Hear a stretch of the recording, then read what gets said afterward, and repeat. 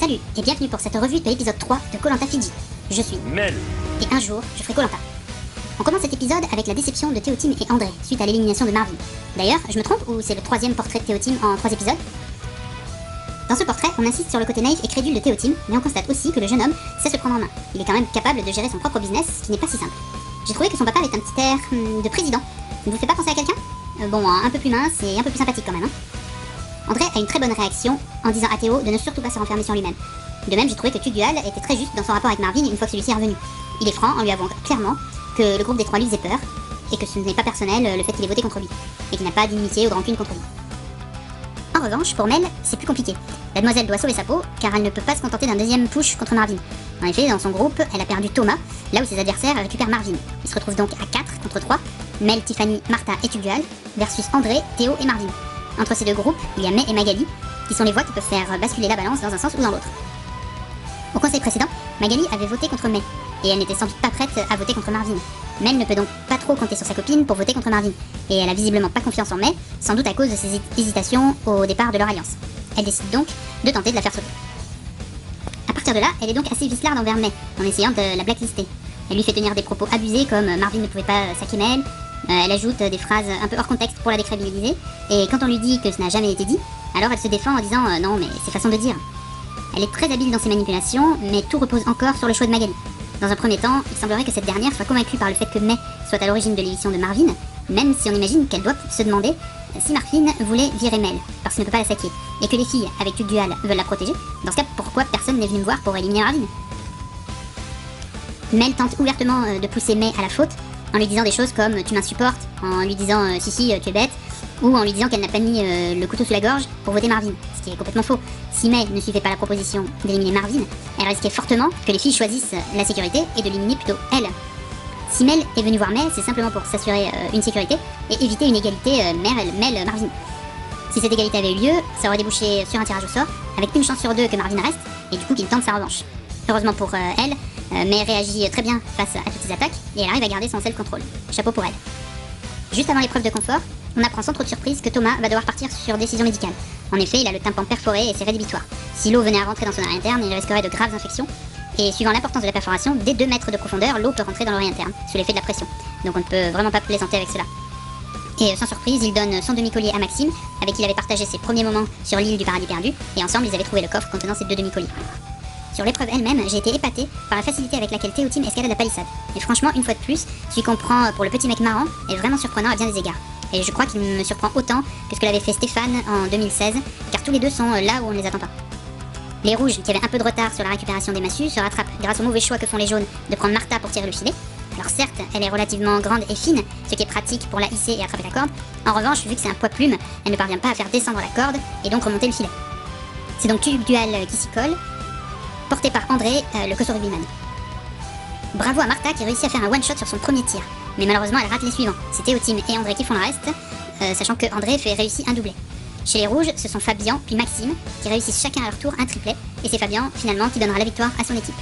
Plus que jamais, pour moi, l'homme est un incontournable membre de l'équipe des rouges. Lors du confort, je comprends tout à fait les larmes des anciens en voyant les enfants, car je sais, par expérience en ce qui me concerne, que les enfants sont ma plus grande faiblesse. Et j'ai été très surpris à quel point les petits se jettent dans les bras de parfaits inconnus, et quel que soit leur âge, alors que souvent les enfants sont plutôt timides. En tout cas, les miens, c'est le cas. Les rouges choisissent Théotime pour aller au paradis perdu, et leur choix est autant stratégique que judicieux. Ils voient bien que Théo a été touché par le départ de Marvin, ils savent bien que ce dernier va revenir, et ils ont déjà noué des liens avec André. Ils font donc tout pour se mettre le trio dans la poche, ce qui sera certainement un avantage de choix après la recomposition des équipes. En effet, une fois les équipes mixées, il y aura 8 jeunes contre 9 anciens, avec sans doute une personne de moins suite à une mort subite ou quelque chose du genre, de façon à avoir 2 équipes de 8. Mais quoi qu'il arrive, l'écart entre les 2 équipes ne sera pas très important. Si dans une équipe donnée, les jeunes sont majoritaires, alors les rouges associés seraient menacés. En revanche, si les 3 mousquetaires rallient la cause des rouges, alors ils se retrouvent à 12 contre 5, sachant que dans les 5 il y a May. Quelle que soit la composition des équipes, les rouges peuvent donc espérer se sentir à l'aise, car au pire, ils tomberaient à 4 contre 4. Et si en plus, Théo peut leur apporter du feu, c'est tout bénef.